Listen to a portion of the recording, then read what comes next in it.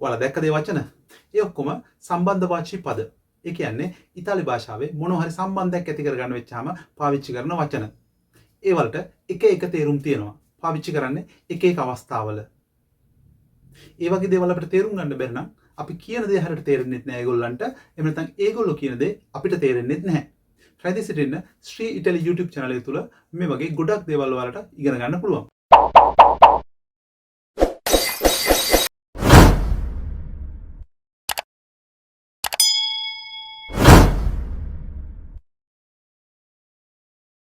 ඔයාලා දන්නවනේ සම්බන්ධතාවයක් වෙච්චාම ඒක වෙනස් නොවන සම්බන්ධතාවයක් වෙන්න ඕනේ. ඉතින් ඉතාලි භාෂාවේ තියෙන මේ සම්බන්ධ වාචී පද එහෙම නැත්නම් la congiunzione invariabile කියලා කියන්නේ වෙනස් නොවනවා. එහෙමනම් ඔයාලගේ සම්බන්ධතාවය වෙනස් නොවන එකක් වගේම මේ සම්බන්ධ වාචී පද එහෙම නැත්නම් la congiunzione කොහොමද වෙනස් නොවන ආකාරයට පාවිච්චි කරන්න කියලා දැනගන්න රැඳී සිටින්න ශ්‍රී ඉටලි YouTube channel එක තුල. ඉතාලියේ සම්බන්ධතාවය ගැන කතා කරද්දී ඒ සම්බන්ධතාවය කොටස් දෙකකට අපිට බෙදන්න පුළුවන්. එක හා සමානකමක් තියෙන සම්බන්ධතා. අපි ඒවලට කියනවා කොර්දිනාන්ති කියලා. ඒ වගේම යම් කිසි දෙයක් මත යැපෙන සම්බන්ධතාවයකට අපි කියනවා සුබොර්දිනාති කියලා. ඒ සම්බන්ධතාවය ගැන කතා කරද්දී අපිට ප්‍රශ්න ගොඩාක් එනවා. මේක අපිට ගොඩාක් වැදගත් වෙන්නේ කවුරු හරි කෙනෙක් අපිට මොන හරි දෙයක් කිව්වහම ඒක අපි තේරුම් අරගෙන ඒකට දක්වන ප්‍රතිචාරය මත තමයි. ඒකට දක්වන ප්‍රතිචාරයට ඒ කෙනාගෙන් අපිට ලැබෙන ප්‍රතිචාරය මත අපි තීරණය කරනවා මෙයා හරි වසයි, මෙයා නිතරම බනිනවා, කෑ ගහන එක විතරමයි කරන්නේ කියලා අපි තීරණයකට එනවා. ඇත්තටම ගත්තොත් එයා කියන දෙයට අනුව අපි ප්‍රතිචාරයක් නොදක්වපු එකේ ප්‍රතිවිපාකය තමයි අපිට ඒ ලැබුණේ. මොනවද අවස්ථා? නිකන් හිතන්නකෝ. එයාගෙන් අහනවා මස්ද මාළුද කන්නේ කියලා. එයා කියනවා මසුත් එපා මාළුත් එපා කියලා. එතකොට එයා කියන්නේ නේ කාර්නේ නේ පේෂේ. එතකොට අපට ඇහෙන වචන දෙකක් තියෙනවා. කාර්නේ ඇහෙනවා, පේෂේ ඇහෙනවා. හැබැයි අපිට තේරුමක් නැහැ අර සම්බන්ධ කරපු වචනය ගැන නේ කියන එක ගැන. එතකොට ඒකෙන් අදහස් කරේ මසුත් එපා මාළුත් එපා කියලා. නේ කාර්නේ නේ පේෂේ. අපි කරන්නේ මොකද්ද? මසුයි මාළුයි දෙකම අරගෙන එනවා. එහෙම නැත්නම් මසුයි මාළුයි දෙකම ලෑස්ති කරනවා. එතකොට යාට තරහ යන එක සාධාරණයිනේ. ඒ වගේ අවස්ථා අපිට ඕන තරම් ඉතාලි ජීවිතේදී හම්බ වෙනවා. ඔයාලා දැනටමත් මේ වගේ අත්දැකීම් වලට මුහුණ දීලා ඇති. ඔයාලට කියන්න වෙනවා මේ විදිහට. ඒක හරි මේක හරි. දෙකෙන් එකක්. ඒකයි මේකයි දෙකම එපා. එහෙම වුණත් මෙහෙම කරනවා. ඒ තරම් තත්වයකින් හිටියත් මේ වගේ දෙයක් කරනවා. එයාට හෝ මෙයාට කැමතියි. එහෙම නැත්නම් ඒකට හෝ මේකට කැමතියි. එහෙම නැත්නම් මෙහෙම වුණොත් එහෙම වෙයි. එහෙම වුණොත් මෙහෙම වෙයි. ඒක විතරක් නෙවෙයි මේකත්. ඒ හින්දයි මෙහෙම වුනේ. ඒ අතර මෙහෙම දෙයක්ුත් වෙනවා. එහෙමත් නැතුව මෙහෙමත් නැතුව. ඉතින් ඔය වගේ කතා අපේ සාමාන්‍ය ජීවිතේදී අපි සිංහල භාවිතයේදී ඕන තරම් කතා කරනවා. එතකොට මේ අද අපි කතා කරන්න යන්නේ මේ කියන ඉතාලි භාෂාවේ තියෙන සම්බන්ධතා පද ගැන. සම්බන්ධ වාචී පද නැතුව අපිට කියන්න තියෙන දේ හරියට කියා ගන්නත් බෑ. කියපු දෙයක් හරියට තේරුම් කරගන්නත් බෑ. ඉතින් එහෙම වෙච්චාම අපි ලොකු අපහසුතාවයකටපත් වෙනවා. ඉතින් මේ සම්බන්ධ වාචී පද අනිත් පාඩම් වගේම ලොකු වැදගත්කමක් තියෙන පාඩමක්. අනිවාර්යයෙන්ම මේ වීඩියෝ එක අවසාන වෙනතුරු බලන්න. ඔයාලට දාන්න ගොඩාක් දේවල් පුරුදු විදිහටම ඔයාලට ඉගෙන ගන්න පුළුවන් මේ වීඩියෝ එකෙන්. අපිට මේ සම්බන්ධ වාචී පද වචන එකතු කරන්න වගේම වාක්‍ය එකතු කරන්නත් යොදා ගන්න පුළුවන්. මුලින්ම අපිට හම්බ වෙන්නේ ඒ. ඒකේ අදහස සහ. හැබැයි මේක පටල ගන්න එපා. එස්සරේ වල තුන්වෙනි අවස්ථාව ඒ ලුයිලේ වෙනුවෙන් තියෙන ඒ. එතන අචෙන්තෝ ලකුණක් තියෙනවා.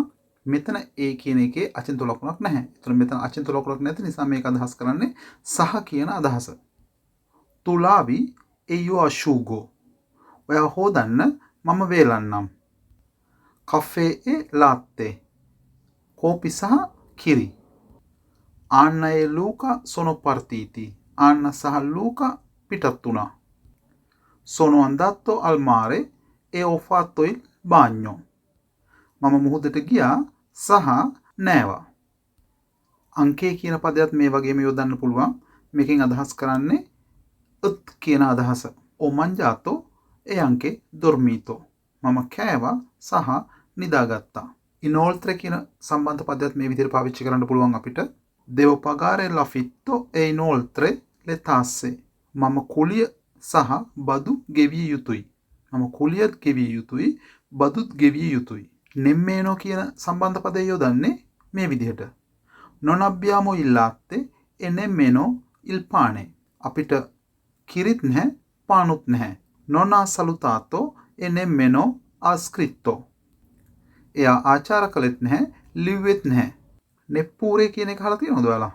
non si è scusato neppure per uno dei guai che ha combinato. එයා කරපු කරදර වලට පවා සමාව ඉල්ලුවේ නැහැ. එතකොට neppure කියලා කියන්නේ පවා කියන අදහස. මේ නේ කියන සම්බන්ධ පදය, මේ නේ කියන සම්බන්ධ වාචී පදය ඔයාලට නිතරම ඇහිලා ඇති. හැබැයි මේ නේ කියන එකේ අදහස් දෙකක් තියෙනවා. එකක් අපි පාවිච්චි කරනවා ප්‍රොනෝමියක් හැටියට පාවිච්චි කරනවා නේ කියන එක ගොඩකින් ටිකක් කියලා කියන්නේ. එතන අචෙන්තෝ ලකුණක් නැහැ.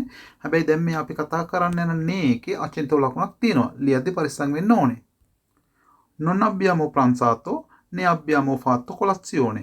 අපි දවල් කෑම ගත්තෙත් නැහැ, උදේ කෑම ගත්තෙත් නැහැ. non ho sete ne fame. මට බඩගිනිත් නැහැ, තිබහත් නැහැ. non gioco ne a tennis ne a calcio. මම ටෙනිස් සෙල්ලම් කරන්නෙත් නැහැ, ෆුට්බෝල් ගහන්නෙත් නැහැ. non conosco questo libro ne quello. මම මේ පොත අඳුරන්නෙත් නැහැ, අරක අඳුරන්නෙත් නැහැ. né io né mio marito abbiamo il tempo di pulire la casa. මටවත් මගේ මහත්තයාටවත් වෙලාවක් නැහැ ගේ පිරිසිදු කරන්න. අපි ඒ කියපු සම්බන්ධ වාචී පදවලට කියනවා කොපුලතීව කියලා. ඒ කියන්නේ සම උපකාරක පද.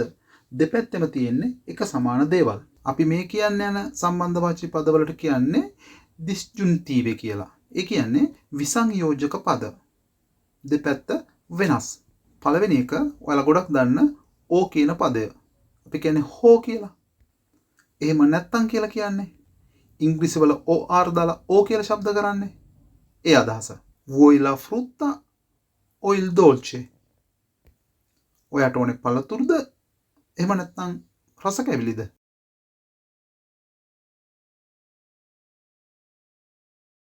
altrimenti ඒ වගේම අදහසක්.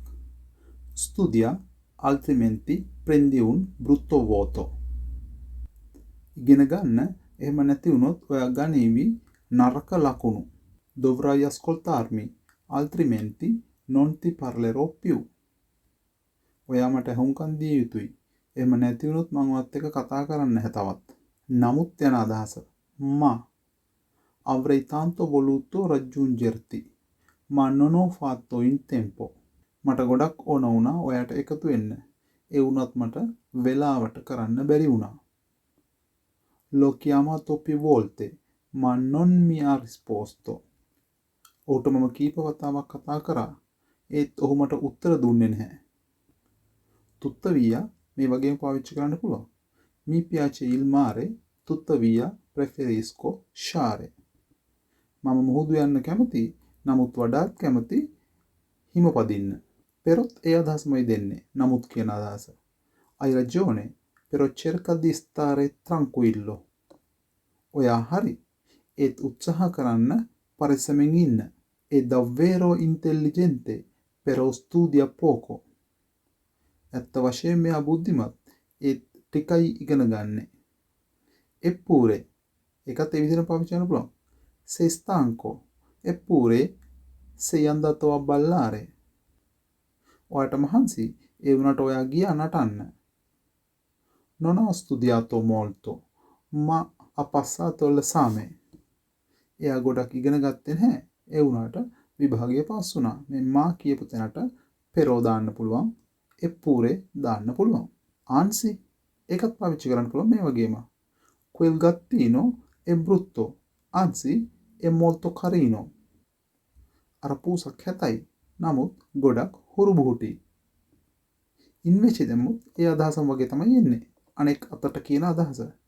invece di perdere tempo vieni qui ad aiutarmi. වෙලාව නාස්ති කරන වෙනුවට එන්න මට උදව් කරන්න. Prendo un caffè invece del latte. මම කෝපි එකක් ගන්නවා කිරි එකක් වෙනුවට. Credevo di avere finito, invece mancano ancora 3 pagine. මම හිතුවේ ඉවරයි කියලා. ඒ වුණාට තව පිටු 3ක් තියෙනවා. allora පාවිච්චි කරන්න පුළුවන් නිගමනය කිරීම සඳහා. එහෙම නැත්නම් dunque, perciò, quindi. ඒවත් නිගමනයන් සඳහා පාවිච්චි කරන්න පුළුවන්. මේ වාක්‍ය ටික බලමු අපි. Non era stufa e aveva freddo. Allora, se n'è andato a casa. උණුසුම් කරණයක් තිබුණේ නැහැ. සහ ඔහුට සීතල දැනුණා. ඒ නිසා එයා ගෙදර ගියා. Il treno è arrivato in ritardo e allora Marco ha preso il taxi per arrivare prima. කොච්චි ආවේ පරක්කු වෙලා. ඒකින්ද මාර්කෝ ගත්ත ටැක්සි එකක් කලින්ම එන්න. Dunque, non ti voglio più vedere. Dunque, vattene. මට ඔයාව තවත් දකින්න ඕනේ නැහැ. ඒ හින්දා ඔයා යන්න. Perciò, නිගමනයට ඒකත් දක්වන්න පුළුවන්. Il bambino è nato prematuro, perciò è a rischio. දරුවා ඉපදුනේ නොමේරු විදියට. ඒකයි අවදානම. Quindi, mi sono appena svegliata, quindi sono ancora in pigiama.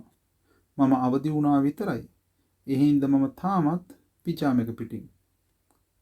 È molto stanco, quindi non disturbiamolo. ඔහුට ගොඩක් මහන්සි, ඒ නිසා ඔහුට කරදර නොකරමු. Laura ha capelli biondi, quindi si capisce subito che è straniera. ලවුරට තියෙන්නේ සුදු කොණ්ඩයක්. ඒක නිසා ඉක්මනටම දැනගන්න පුළුවන් එයා විජාතික කියලා. Tuo fratellino sta dormendo, quindi non fare rumore. ඔයාගේ පොඩි සහෝදරයා තාම නිදි. ඒ හින්දා සද්ද කරන්න එපා. පැහැදිලි කිරීම සඳහා මේ වගේ පද යොදා ගන්න පුළුවන්. Infatti, odio le verdure, infatti non le mangio mai. අපි ඉංග්‍රීසි වල so කියන අදහස මම ප්‍රතික්ෂේප කරනවා එළවලු. Amo leggere, infatti ho appena comprato 2 nuovi libri. මම ආදරේ කියවන්න. මම මිලදී ගත්ත විතරයි අලුත් පොත් දෙකක්. Cioè, පැහැදිලි කරන්න පුළුවන්.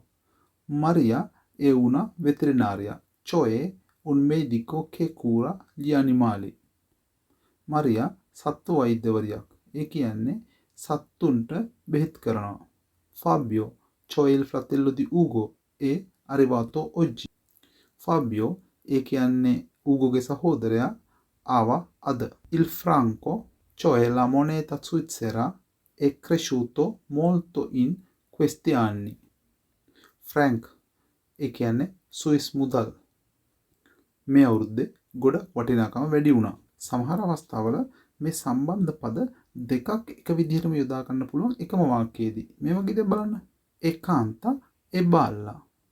E gioca e corre. Non sta ferma un attimo.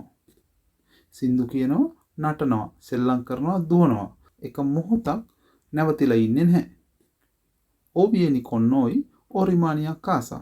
Deciditi. අපිත් එක්ක එන්න. එහෙම නැත්නම් ගෙදර නැවතිලා ඉන්න. ඒක ඔය තීරණය කරන්න. Possiamo andare sia in macchina sia in treno. අපිට පුළුවන් යන්න වාහනේනුත් කෝච්චියෙනුත්. Sia. Non solo mi ha preso un giro, ma mi ha anche raccontato bugie. මාව වටේව විතරක් නෙවෙයි මට බොරුත් කිව්වා. Vediamo le stesse persone sia in città sia al mare. එකම පුද්ගලයෝ හම්බ වෙනවා නගරයේත් මුහුදෙත්. Mi piacciono sia le pesche sia le albicocche. මම කැමති pesche වලටත් albicocche වලටත්. මේ තියෙන්නේ le congiunzioni subordinati. ඒ කියන්නේ මේකෙන් සම්බන්ධ කරන්නේ වාක්‍ය විතරයි. වාක්‍ය අතර සමානකමක් නැති නමුත් එක් වාක්‍යයක් මත අනෙක් වාක්‍ය රඳා පවතින බව පෙන්눔 කරනවා. Sappiamo che è la verità. අපි දැනගත්තා. ඇත්ත. Credo che farò una bella doccia. මම විශ්වාස කරනවා හොඳ නෑමක් කරයි කියලා. So che loro hanno vinto. මම දන්නවා ඒගොල්ලෝ දිනුවා කියලා. Ha detto che sono stanco. ඔහු කිව්වා මට මහන්සියි කියලා. È più facile dirlo che farlo. කරනවට වඩා කියන එක ලේසි. come තව සම්බන්ධ පදයක්. dimmi come ti sei rotta un braccio කියන්න කොහොමද ඔයාගේ අතක් කැඩුනේ? perché බොහොම බහුලව පාවිච්චි කරනවා. vorrei sapere perché ti comporti così. මට දැනගන්න ඕනේ ඇයි ඔයා මෙහෙම සලකන්නේ කියලා. mio figlio piange perché ha fame. මගේ පුතා අඬනවා මොකද බඩගිනි. dimmi perché vuoi andare via. මට කියන්න ඔයාට මොකටද එළියට යන්න ඕනේ? se නම් කියන අදහස if කියලා කියන්නේ. se piove non esco. වහිනවා නම් මම පිට වෙන්නේ නැහැ. dimmi se capisci. මට කියන්න ඔයාට තේරෙනවා නම්. mi chiedo se verrà. මම ඇහුවා නම් ඔහු ඒවි. කාලය සමග සම්බන්ධතාවය සැදීම සඳහා mentre il telefono suona sempre mentre faccio la doccia. හැම විටම දුරකථනය නාදවනවා මම නාන අතරතුර. ho studiato mentre cucinavo. මම ඉගෙන ගත්තා උයන අතරතුර. quando ti sentirai pronto ne parleremo. ඔයාට හොඳක් දැනුණු විට අපි කතා කරමු. non esco quando piove. මම පිට වෙන්නේ නැහැ වහින විට. appena එසැනින් කියන අදහස. appena sai qualcosa chiamami. මොනවා හරි දැනගත්ත ගමන්ම මට කතා කරන්න. මොකද කියන්නේ? වෙනද වගේම නොදන්න දේවල් ගොඩක් ඉගෙන ගත්තා නේද?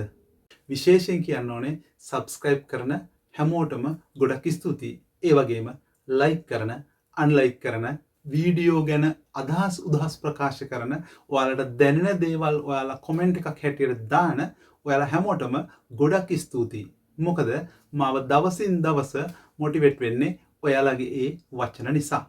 ඒ වගේ දේවල් හරිම වටිනවා මේ වගේ ගමනකට. එහෙනම් අපි අලුත් වීඩියෝවකින් ලබන සෙනසුරාදා හමුවෙමු.